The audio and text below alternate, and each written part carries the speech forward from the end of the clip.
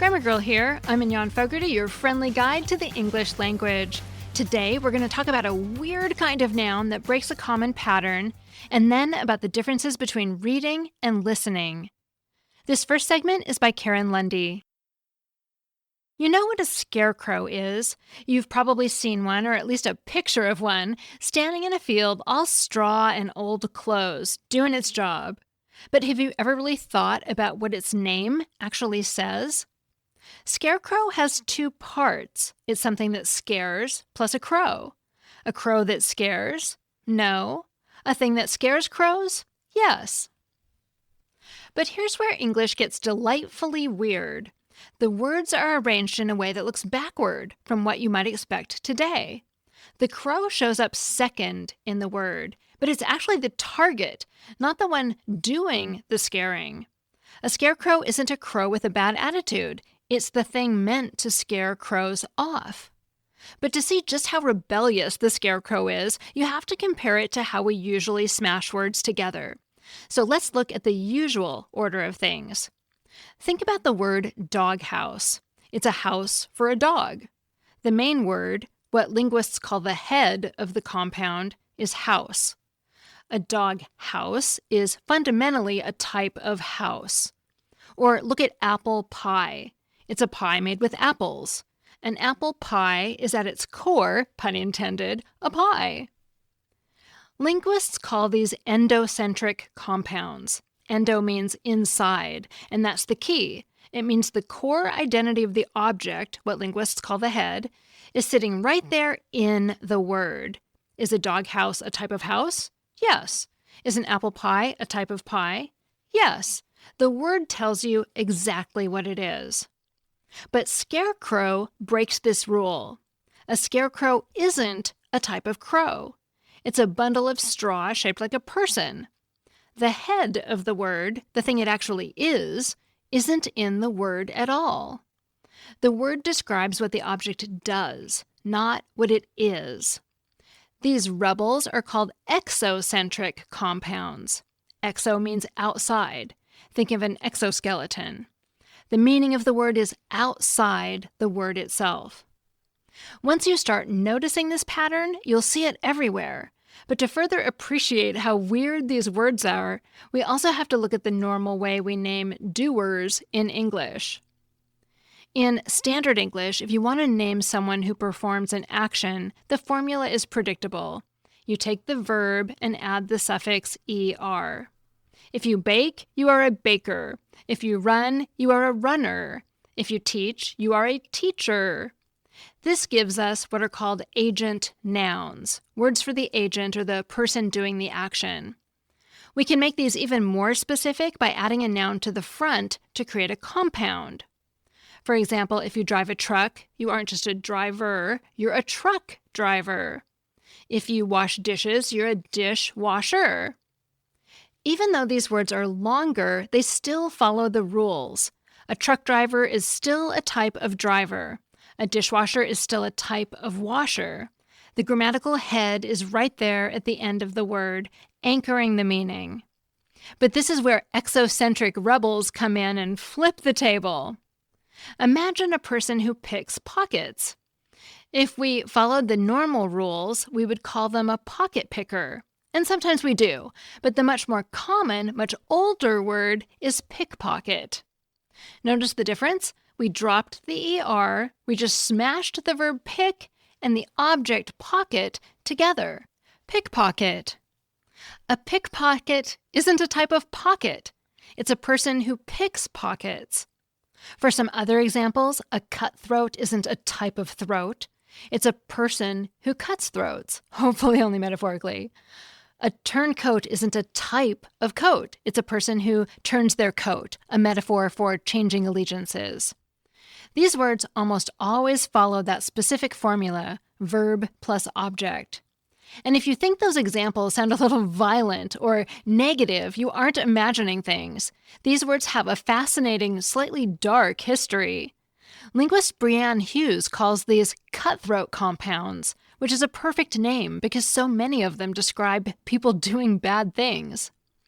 In the Middle Ages and the Renaissance, this verb plus object structure was a popular way to insult people.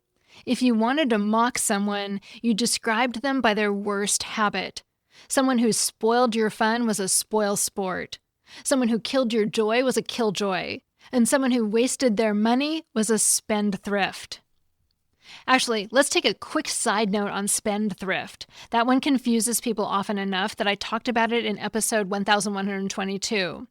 We usually think of thrifty as meaning you save money, but a spendthrift is actually someone who wastes it.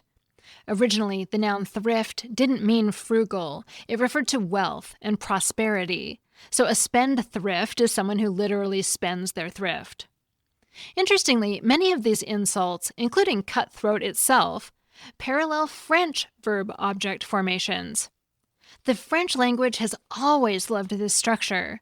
For example, the French word for a dangerous place was coupe-gorge, which literally translates to cut throat. English speakers heard it, translated it, and the word cutthroat was born.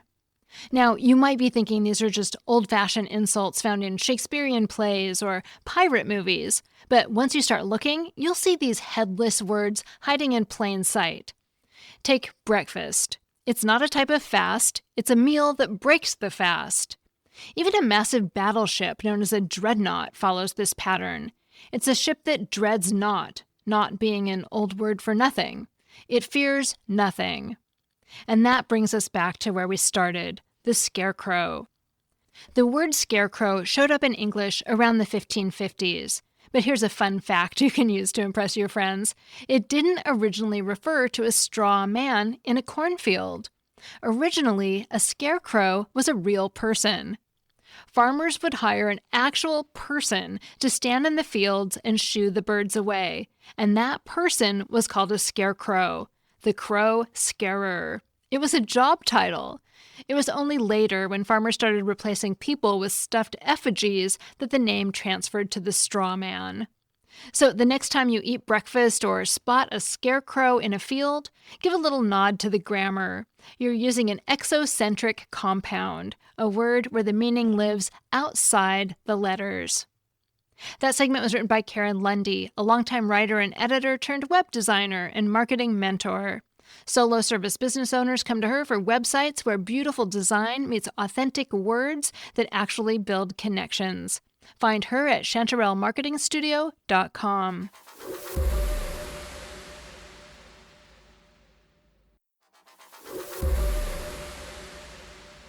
This next segment was written by Stephanie N. Del Tufo, an assistant professor of education and human development at the University of Delaware. Sebastian L., a 15-year-old from Skanderborg, Denmark, asks, do we need to read, or can we just get everything through audio, like podcasts and audiobooks? Well, let's start with a thought experiment. Close your eyes and imagine what the future might look like in a few hundred years. Are people intergalactic travelers zooming between galaxies? Maybe we live on spaceships, underwater worlds, or planets with purple skies. Now picture your bedroom as a teenager of the future.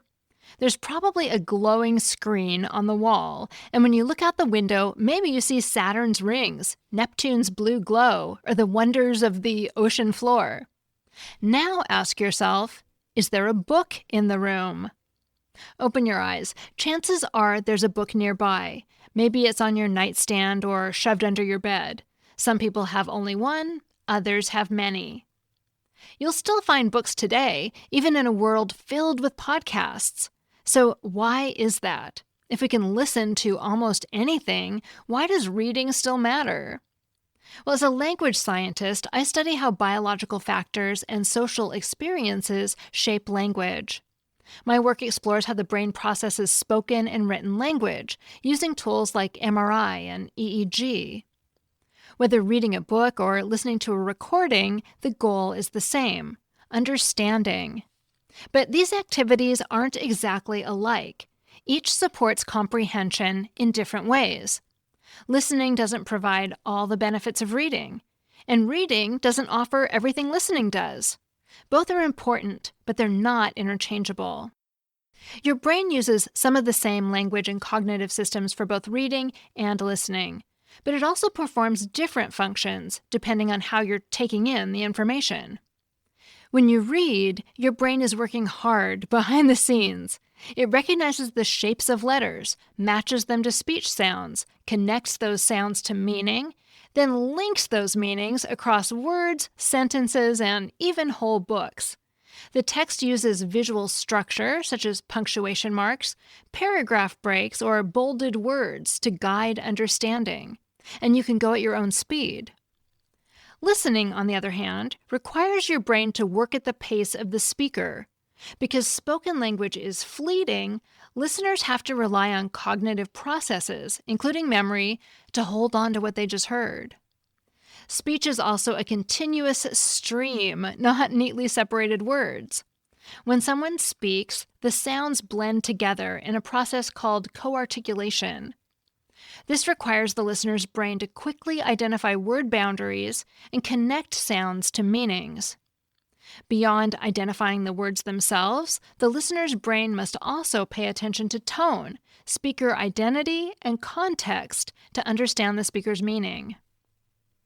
Many people assume that listening is easier than reading, but this is not usually the case. Research shows that listening can be harder than reading, especially when the material is complex or unfamiliar.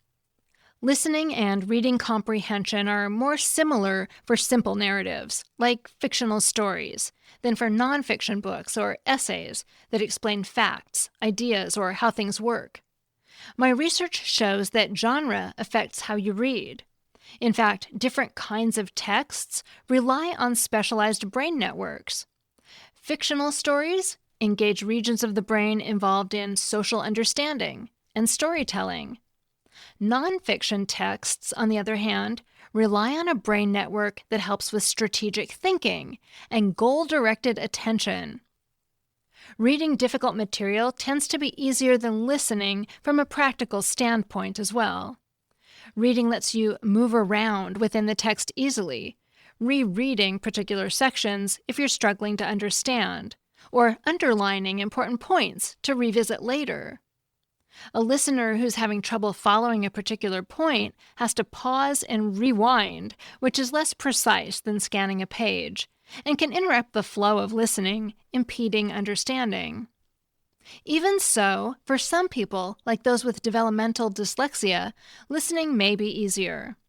Individuals with developmental dyslexia often struggle to apply their knowledge of written language to correctly pronounce written words, a process known as decoding. Listening allows the brain to extract meaning without the difficult process of decoding.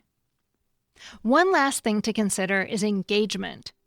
In this context, engagement refers to being mentally present, actively focusing, processing information, and connecting ideas to what you already know. People often listen while doing other things, like exercising, cooking, or browsing the internet, activities that would be hard to do while reading. When researchers asked college students to either read or listen to a podcast on their own time, students who read the material performed significantly better on a quiz than those who listened. Many of the students who listened reported multitasking, such as clicking around on their computers while the podcast played. This is particularly important, as paying attention appears to be more important for listening comprehension than reading comprehension. So yes, reading still matters, even when listening is an option. Each activity offers something different, and they are not interchangeable. The best way to learn is not by treating books and audio recordings as the same, but by knowing how each works and using both to better understand the world. That segment was written by Stephanie N. Del Tufo, an assistant professor of education and human development at the University of Delaware. It originally appeared in The Conversation and appears here through a Creative Commons license.